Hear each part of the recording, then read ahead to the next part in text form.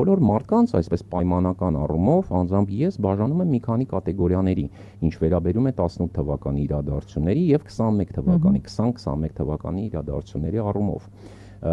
Ես կարծում եմ առաջինը, որ մարդիկ, ովքեր որ չէին տեսնում, թե ուր են տանելու այս զարգացումները եւ ինչի է բերելու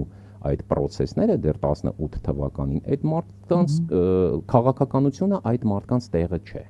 Ես շատ միանշանակ ասեմ, որովհետև այդպիսիք բազմաթիվ են, որոնք ինչ որ ողջևորություններ էին դրսևորում, հետո մի քանի ամիս անց երևի չհաջողված առևտրի արդյունքում հանգարց մտափոխվում էին, հետո նորից էին ինչ որ լոյալություն ցուցաբերում, հետո նորից էին մտափոխվում եւ այսպես շարունակ, ուրեմն ես պետք է ասեմ, որ իմ անձնական վերաբերմունքն է դա, ես չեմ ասում, որ մարդիկ իրավունք չունեն քաղաքական հայտ տալու կամ իրավունք, սեր Աստծո, մենք ազատ